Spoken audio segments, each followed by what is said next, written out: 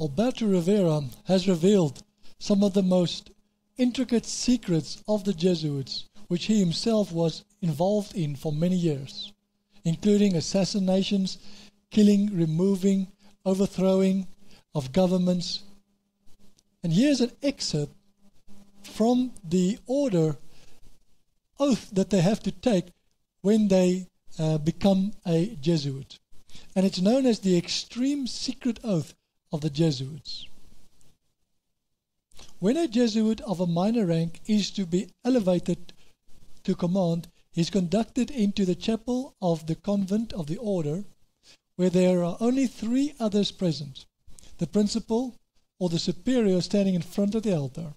On either side stands a monk, who holds a banner of yellow and white, which are the papal colors, and the other a black banner with a dagger and a red cross above a skull and crossbones, with the words INRI, and below them the words Istum Nicor Reges Impius, the meaning of which is, it is just to exterminate or annihilate impious or heretical kings, governors, and rulers. Upon the floor is a red cross at which the postulant or candidate kneels. The superior hands him a small black crucifix, which he takes in his left hand and presses to his heart. And the superior at the same time presses to him a dagger, presents him a dagger, which he grasps by the blade and holds the point against his heart. The superior, still holding it by the hilt, and thus addressing the postulant, says the following: My son, hereto therefore you have been taught to act the disassembler among Roman Catholics, to be a Roman Catholic, and to be a spy even among your own brethren, to believe no man, to trust no man, among reformers to be a reformer, among Huguenots to be a Huguenot, among Calvinists to be a Calvinist, among Protestants generally to be a Protestant, and obtaining their confidence, to seek even to preach from their pulpits, and to denounce with all the vehemence in your nature our holy religion and the Pope. So they will go and say, we don't believe in it, we hate the Roman Catholics, we renounce them and denounce them in every possible way, acting to be a reformer or a Calvinist or a Protestant, which they hate. And even to descend so low as to become a Jew among Jews. We can see that they hate the Jews, that you might be enabled to gather together all information for the benefit of your order as a faithful soldier of the Pope.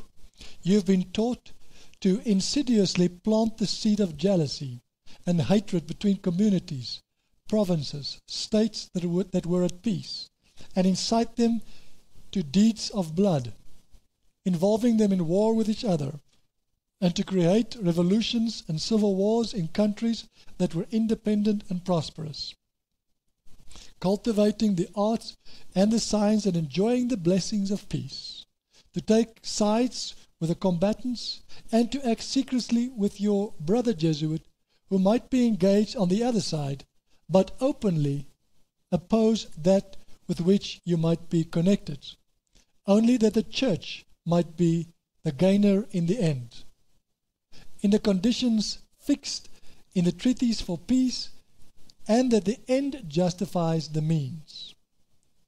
You've been taught your duty as a spy to gather all statistics, facts, and information in your power from every source, to integrate yourself into the confidence of the family circle of Protestants and heretics of every class and character. We can see that they call those who do not believe what they believe, they call heretics, and that they will do anything, even preaching from their very pulpits, entering their inner circles without them knowing that they are Jesuits,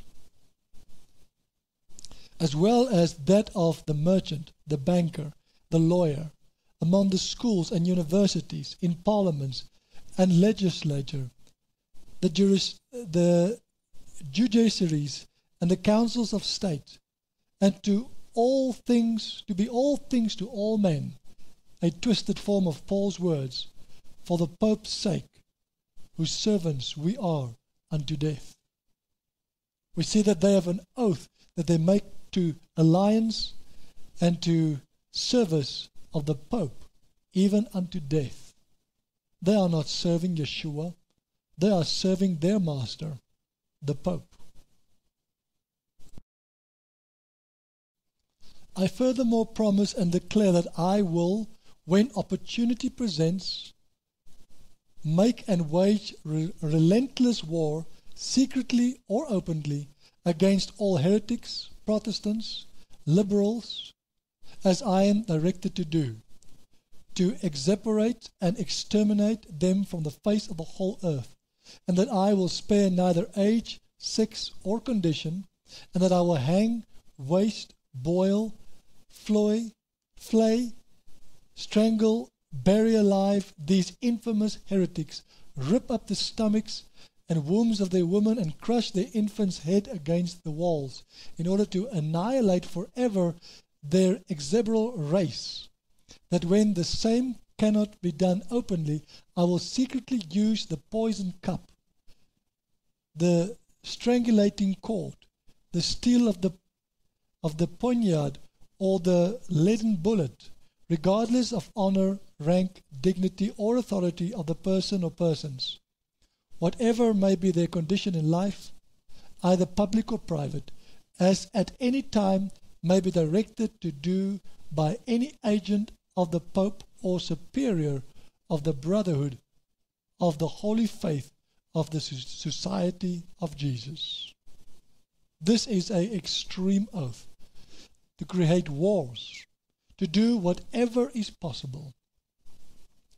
Here on further, we will start to prove by the signs that Yeshua had shown us that all the wars and revolutions that were fought in the past, even the First World War and the Second World War, were all instigated and caused by these agents behind the scenes, and how Satan has used them, using the Roman Catholic Church, giving them their authority so that they would be able to achieve his means. And what is so interesting is their hatred for all those who follow the true faith of Yeshua, trying to kill Protestants and even liberals, even those who could go over towards Christianity and follow the true Messiah.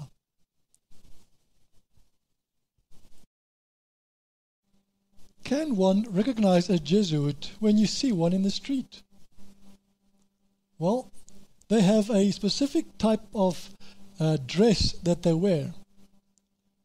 Though the Jesuit garb appeared distinctive and became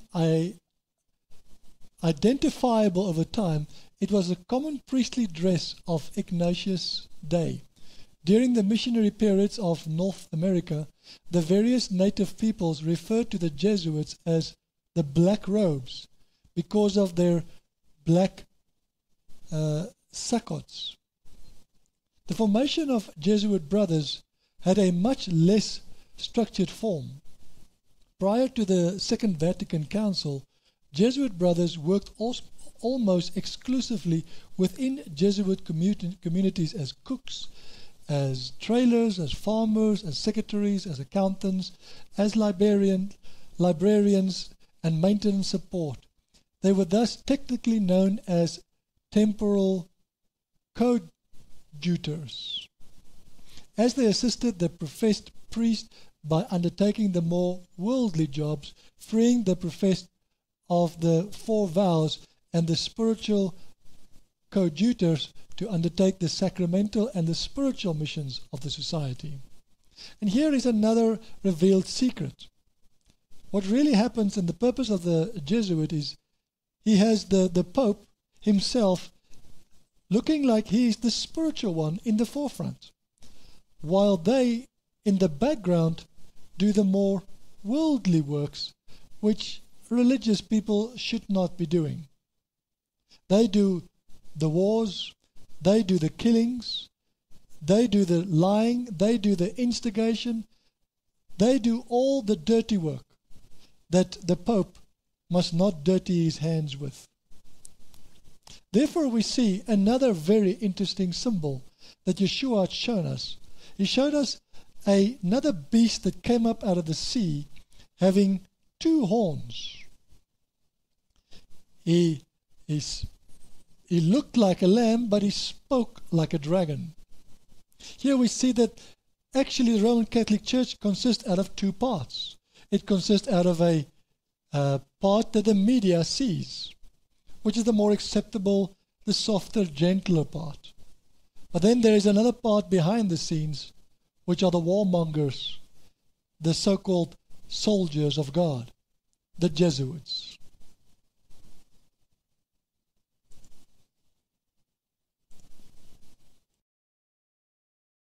We've just seen how there is a pope in the forefront and a pope in the background. But they are not always known as popes.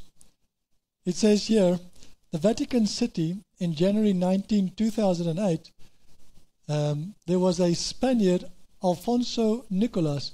He was elected the Jesuits' Black Pope as the head of the largest and perhaps most influential and controversial and prestigious Roman Catholic order that is known, in a secret conclave on Saturday. Nicholas, 71, ran Jesuit operations in East Asia and Oceania since 2004 and spent most of his career in the Far East after being ordained in Tokyo in 1967. The order said in a statement that Nicholas had been elected to succeed Father Peter Hans Klovenbach, who received permission from Pope Benedict to retire as head of the order formerly known as the Society of Jesus at the age of 79. Jesuit superior generals are known as Black Popes because, like the pontiff, they yield worldwide influence and usually keep their position for life, and because their simple sakot is black, in contrast to the Pope, who is dressed in white. We see here that we have two popes. Although he is known as the superior general of the Jesuits, he is also known as the Black Pope because of the black garments that he is wearing, while the Pope has the white garments. We know that there are, in witchcraft, in occultism, there are two. There are white witchcraft and black witchcraft. Here we have, and many times they want to portray the white witchcraft as good witchcraft, while the black witchcraft is bad and evil. But here the black and the white Pope are standing next to one another, proving that they are actually working together. In May 2006, Benedict the Sixth wrote a letter to Superior General Peter Hans Klovenbach on the occasion of the 50th anniversary of Pope Pius the 12th on devotion to the Sacred Heart, because the Jesuits have always been extremely active in the promotion of this essential devotion. In his November 3rd, 2006 visit to the Pontifical Gregorian University, Benedict XVI cited the university as one of the greatest services that the Society of Jesus carries out for the Universal Church. The 35th General Congregation of the Society of Jesus convened on the 5th of January 2008 and elected Alfonso Nicolas as the new Superior General on the 19th of January 2008, as we have seen already. A month after the Pope received numbers of the General Congregation, he urged them to continue on the path of this mission in full fidelity to your original charism. and asked them to reflect so as to rediscover the fullest meaning of your characteristic fourth vow of obedience to the successor of Peter, meaning the Pope. For this he told them to adhere totally to the Word of God and to the magisterium's task of preserving the integral truth and unity of the Catholic doctrine. We see here what their real purpose is: to bring unity among all members, to bring all countries that are Roman Catholic together, those who are not, to have them submit to their authority. They use the Jesuits to gather information about those who are not part of them in order to overthrow them, discredit them, and do whatever by blackmail, manipulation, and if needed, even assassination. We have seen how Yeshua had shown us these signs in the heavens and really what they mean. The God of heaven and earth knows all the secret plans of man and what they're doing in secret. And He has chosen us to be a witness to you and to the world that these things are true, that they are not mere conspiracy theories. From here on further, we will start to prove that the Illuminati does exist, and that the Illuminati is nothing else but the highest order of Freemasonry. When we look at the $1 bill of the United States of America, it becomes very clear who are sitting behind the United States of America. We see on the bill a pyramid with an eye that is right on the top. And many who have seen this eye have said that it is proof that God is the one who actually sits behind the Constitution. But this eye does not refer to the God of Moses and Elijah, Yahweh, but refers to their God, whom they called whatever. Their God is the all-seeing God, Lucifer, the morning star. The name Mason actually comes from the words seclorum anit cupitus ordo novus, which is a Latin word, and already tells us, why do you write in Latin on your money? Because you're working with the Latin people, you're working with Italy, you are working with the Roman Catholic Church. Hidden in this name are the three letters of Masonry, M-A-S-O-N. But it cannot be seen that clearly until you look at it from a different perspective.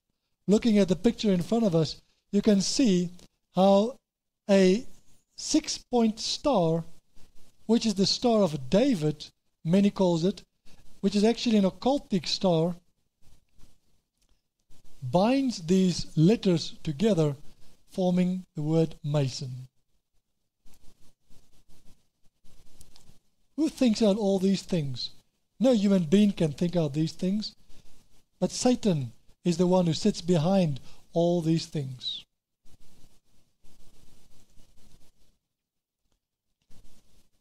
The Illuminati is a movement that was founded on the 1st of May 1776 in Ingolstadt under Bavaria by a Jesuit taught Adam Weishaupt, who was the first lay professor for canon law at the University of Ingolstadt. The movement was made up of three free thinkers as an offshoot of the Enlightenment. Writers at the time, such as Seth Pison, believed the movement represented a conspiracy to infiltrate and overthrow the governments of European states. Some writers, such as Augustin Barrault and John Robinson even claimed that the Illuminati were behind the French Revolution. Now, this is what I got from a website like Wikipedia, saying that it's claimed and it is allegedly so. It is not allegedly so, it is so. Adam YHWH was a Jesuit-taught man, was taught by a Jesuit, influenced for the very purpose of creating an organization called the Illuminati. The word Illuminati comes exactly from what the word means, illuminated, or as it says there, it came from the offshoot of the Enlightenment. These men wanted to be the enlightened ones.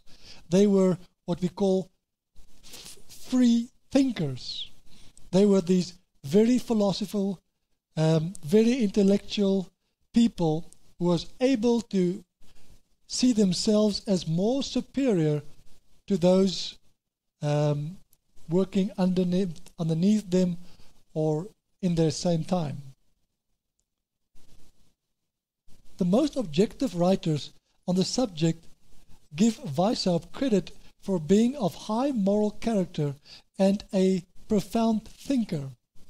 It is worth noting that his associate, Cringe, spoke with great respect of his intellectual powers. It appears, however, that he was a victim of at least two powerful forces.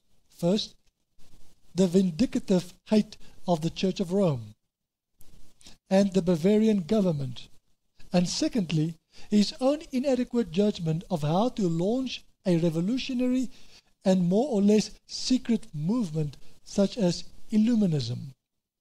Here we see another lie.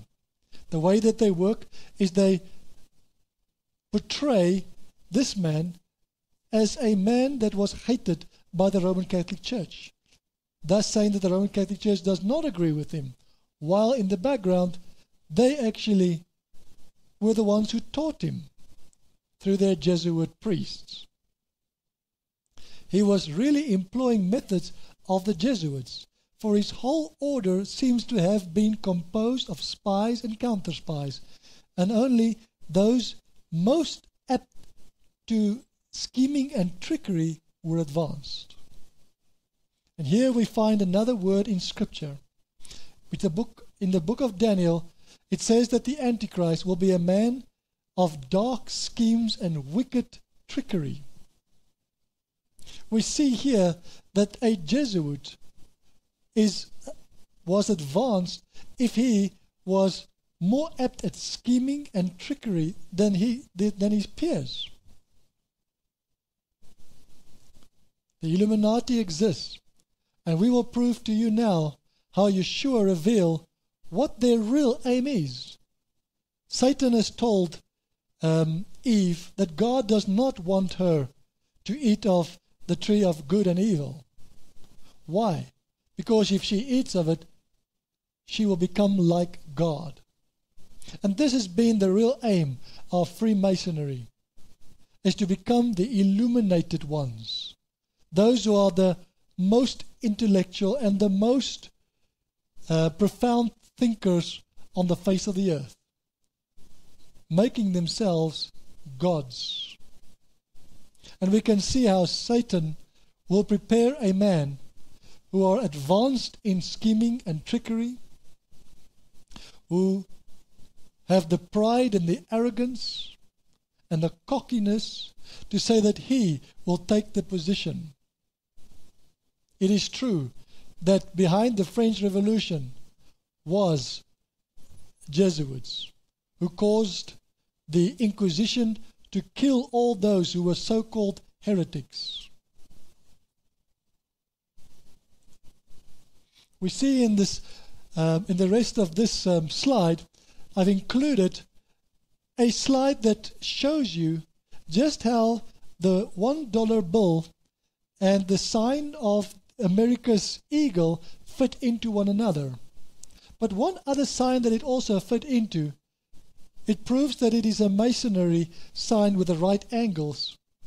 But we also have another sign, is the picture of the man that Leonardo da Vinci has sketched. Why is this picture so important? We'll see in a moment, and what it really means. And actually revealing that the Illuminati is controlling America and Europe and all the other nations of the world, preparing it for a one world government, being ruled by one person who will see himself as a god. On the 10th of March 2002, signs appeared to two witnesses in the heavens. Both of us saw a sign of an upside-down triangle that appeared in the sky. At each of the top corners of the triangle's corners appeared signs. On the first top corner, a sign of a German swastika, and the SS, or the Gestapo, appeared. Next to the triangle on the other side, or the corner of the triangle, appeared a Rosicrucian Roman Catholic cross. Then I asked my brother at that time, which was nearly 8 years ago, what does the Nazis have to do with the Roman Catholics and with this upside-down demonic triangle? Yeshua, through signs in the heavens, shows the relationship and the interlinked working between the Jesuits, which is the army of the Roman Catholic Church, and between the man who is in power, the ruler or the king, which at that time was Hitler. Working in both of them is Satan, thus having his satanic triangle and fulfilling the prophecy. How Satan gave them their power and their throne and their great dominion. And how the Roman Catholic Church, the beast with the two horns, give all his power to the first beast, exerting the full power of the first beast in his presence, making all the world to worship and bow down to him. And the world, in fear, bow down to the accepted authority, because it says, who is able to make war against the beast?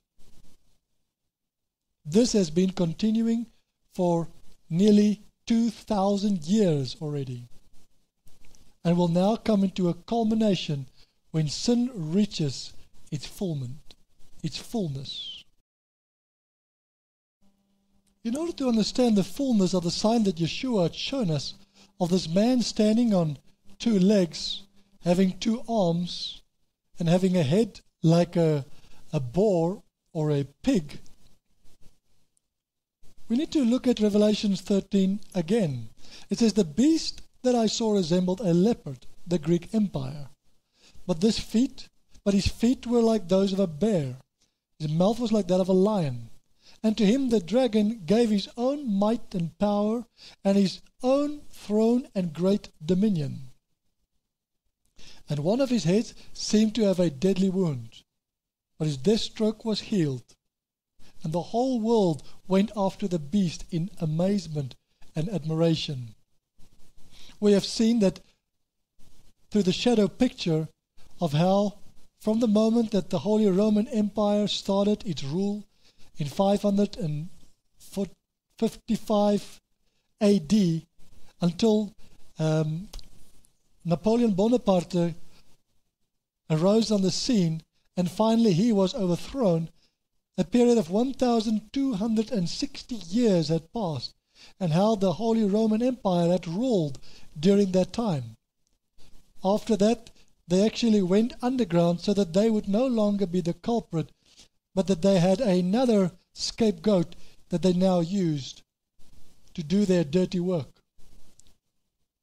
And that is the Jesuits, or all other secret organizations or societies behind the scenes, which they, like a great octopus, actually control, so that the whole world can come under their power.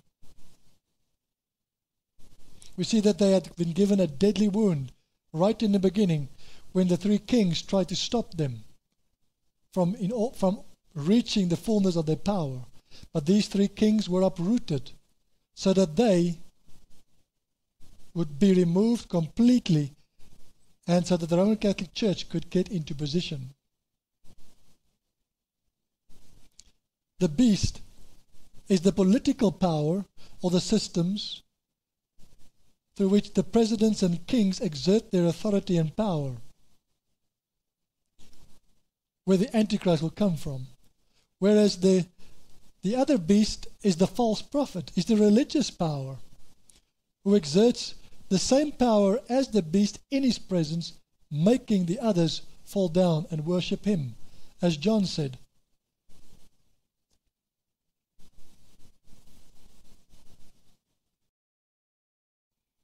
Then I saw another beast rising up out of the land itself, and he had two horns like a lamb, and he spoke or roared like a dragon. He exerted all the power and right of control of the former beast in his presence, and caused the earth and those who dwell upon it to exalt and deify the first beast. If you deify a person, you make him into a god, whose deadly wound was healed, and to worship him.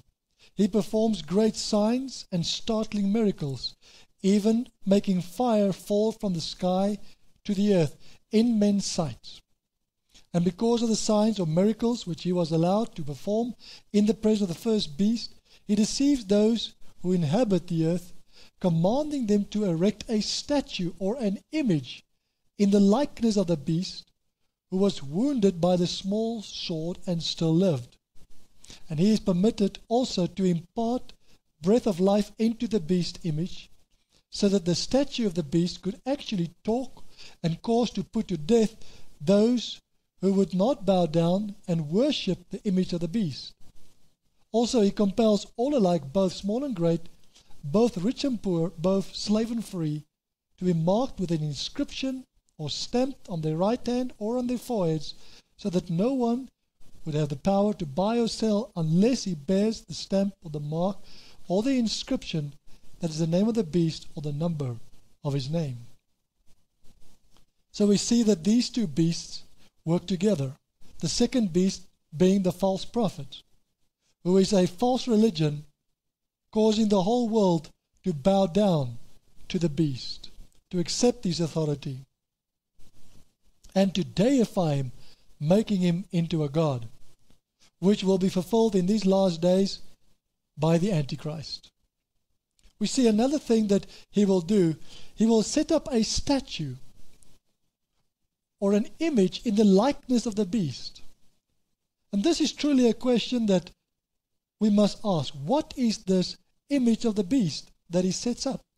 He says this image will be given the breath of life, and it will have the power to kill and to put to death all who does not worship the beast. And it will compel all humans, the whole human race, to bow down and to receive a mark on their foreheads or in their right hands, so that they could not buy or sell unless they have this mark. This sign that Yeshua had shown us, when we look at it now again, we will see that it is the image of the beast.